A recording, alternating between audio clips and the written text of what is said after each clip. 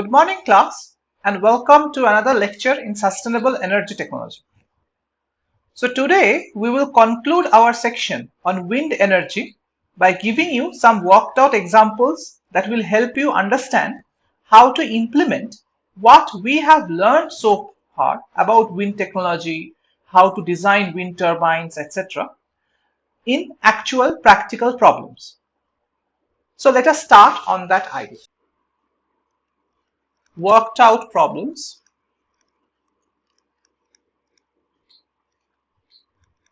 in wind energy. So problem number 1, we have to calculate the rotor area A and rotor diameter D equals to 2R of a 3-bladed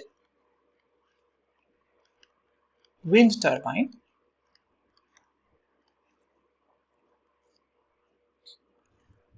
with a rated power output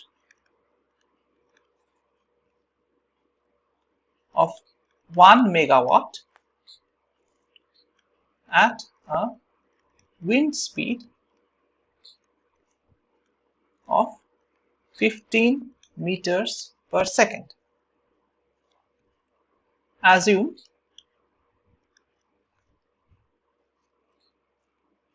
efficiency of 50%.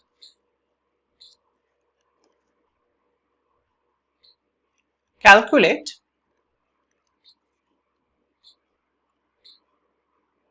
the velocity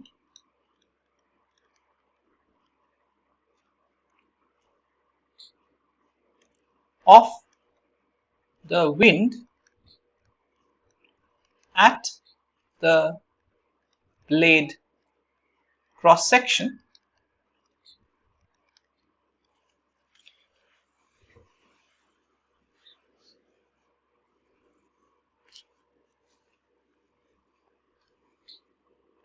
and the blade tip velocity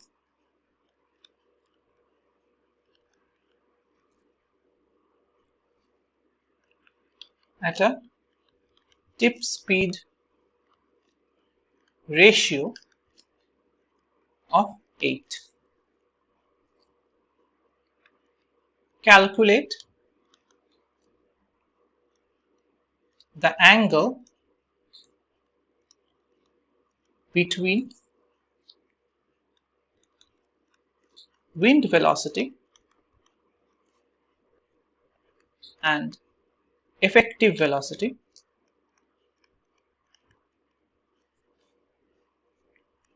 with respect to the turbine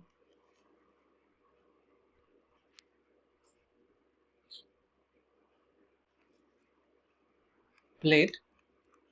So calculate the angle between the wind velocity and effective velocity with respect to the turbine blade.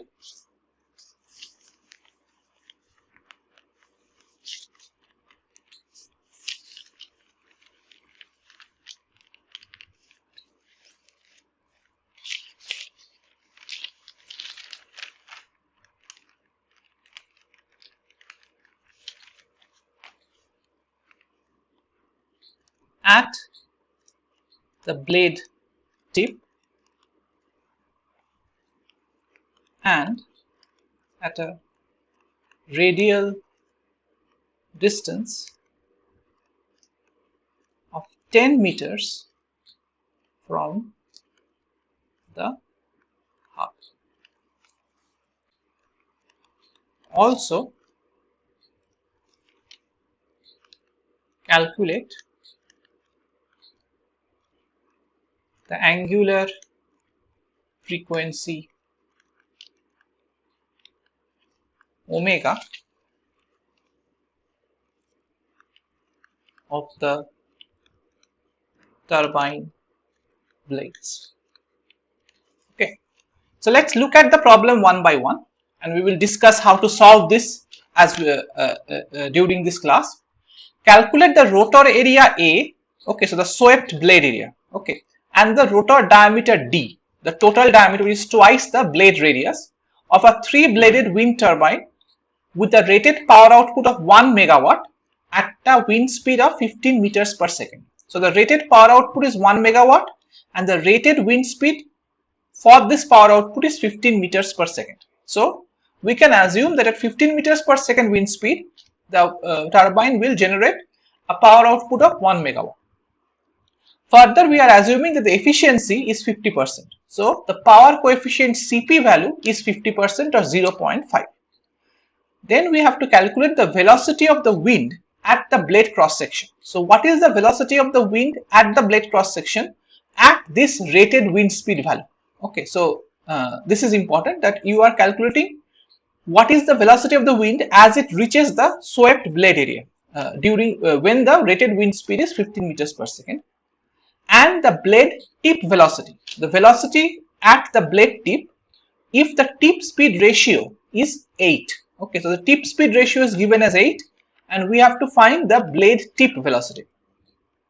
Furthermore, we have to calculate the angle between the wind velocity and the effective velocity. Remember, the effective velocity is the velocity of the wind with respect to the blade. Okay, and the wind velocity is basically the wind velocity at which it is with respect to the ground.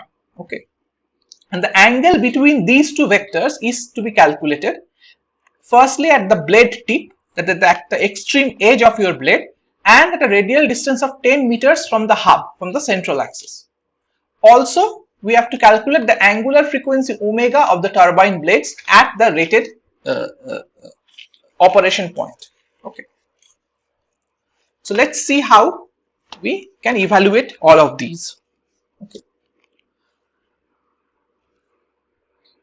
so firstly, W dot rated, so this is the solution.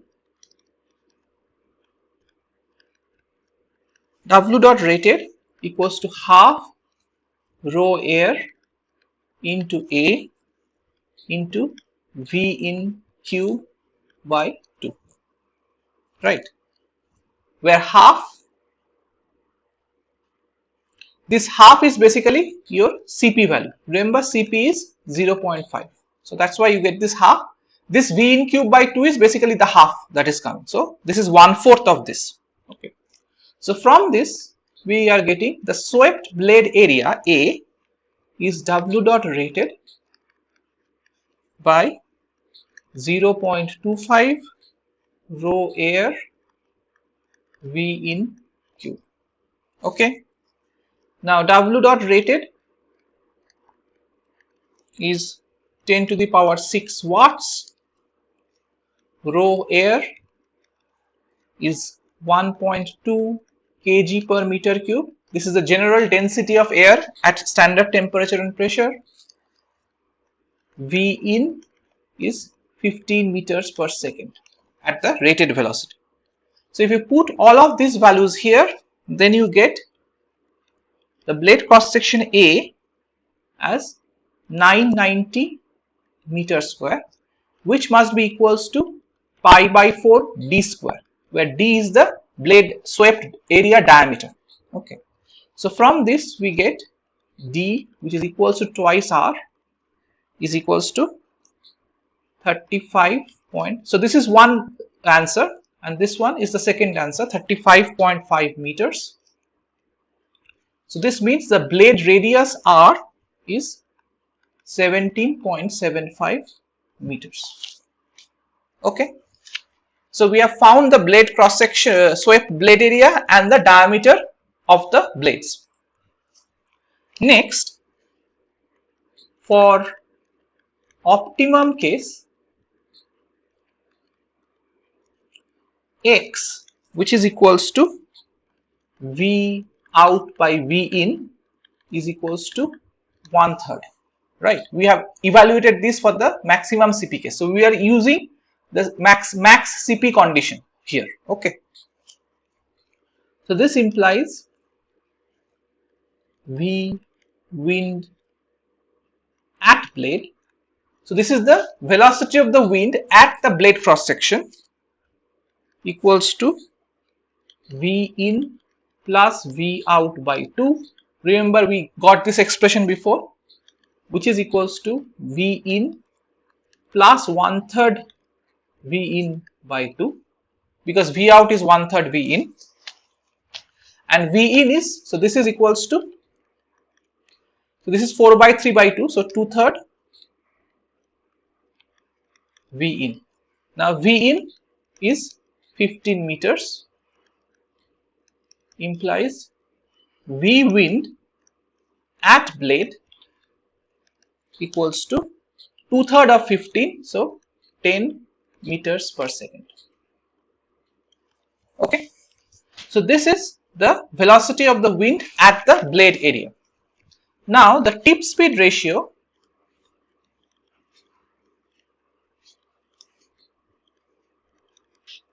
lambda is equals to velocity of the blade tip by V in, which is equals to 8. Now V in is known, so V tip is just 15 into 8 equals to 120 meters per second. So the tip velocity is also known. Okay.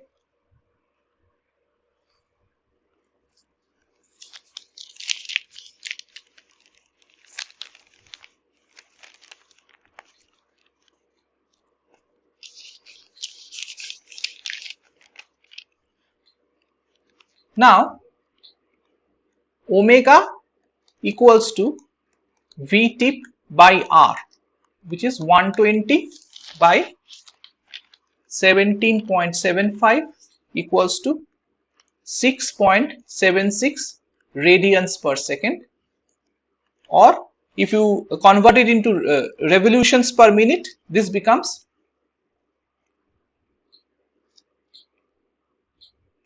6.76. So one revolution is 2 pi radians. Okay, so 6.76 by 2 pi into 60, which is equals to 66 revolutions per minute. Okay, so the angular velocity of the blades at the optimum point is also evaluated. Okay, 66 rpm or 6.76 radians per second. Okay.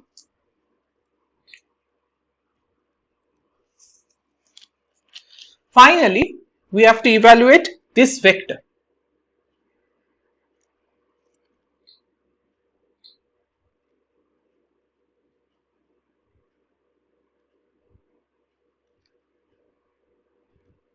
This is V wind at blade. This is the rotational velocity of the blade, and this is V effective, and we have to find this angle beta. Okay, so beta is equals to tan inverse of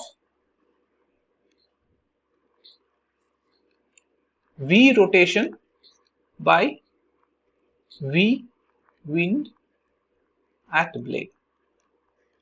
Okay, where V rotation equals to R omega. So beta equals to tan inverse R omega by 10. Remember, V wind at the blade cross section is 10 meters per second, and this is R omega, where omega is in radians. Now at blade tip, we know V rotation is equals to 120 meters per second, which is the V tip.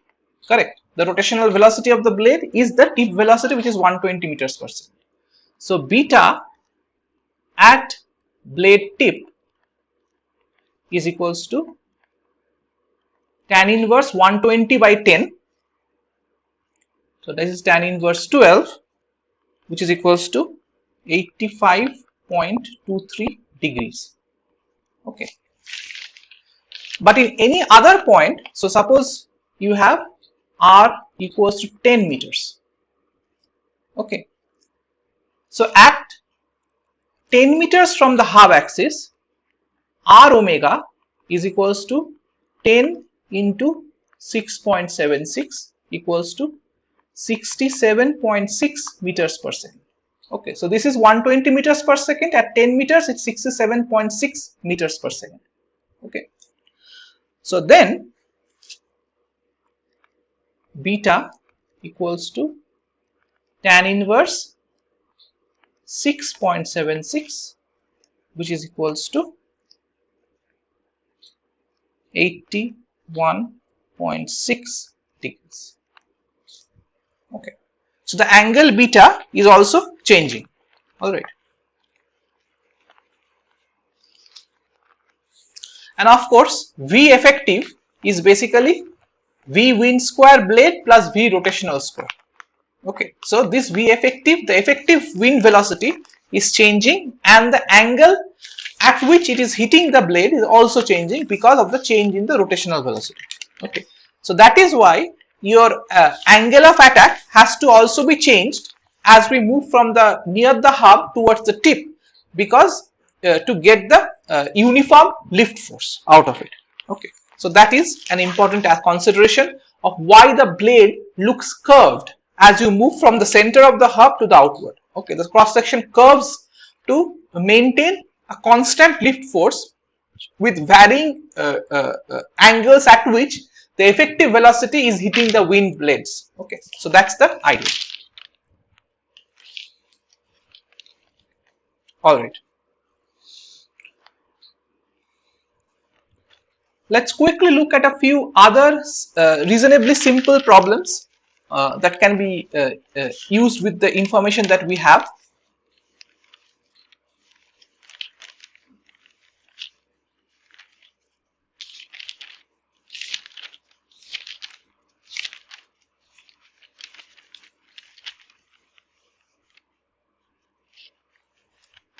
So, problem 2.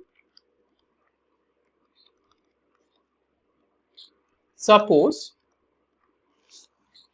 a commercial wind turbine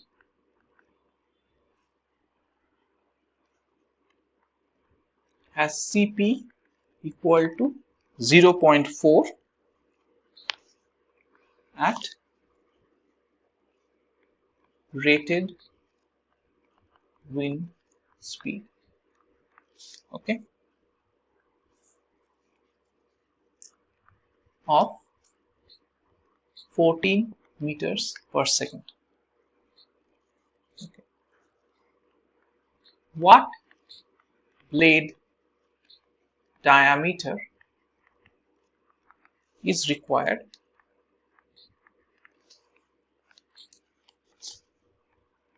for the turbine to generate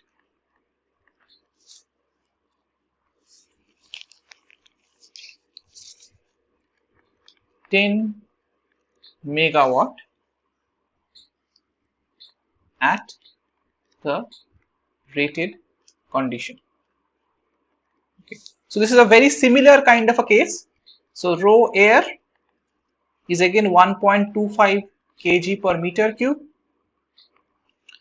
and W dot rated is equals to half Cp rho air A into V rated whole cube.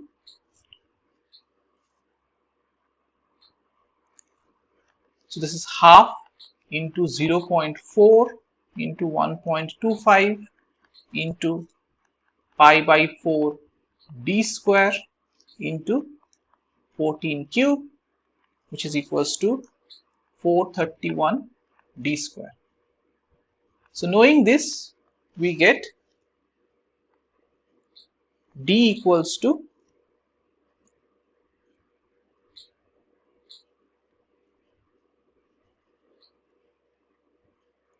root over 10 into 10 to the power 6 by 431 equal to 152 meters. Okay, so simple problem, just one part of one of the problems that we discussed.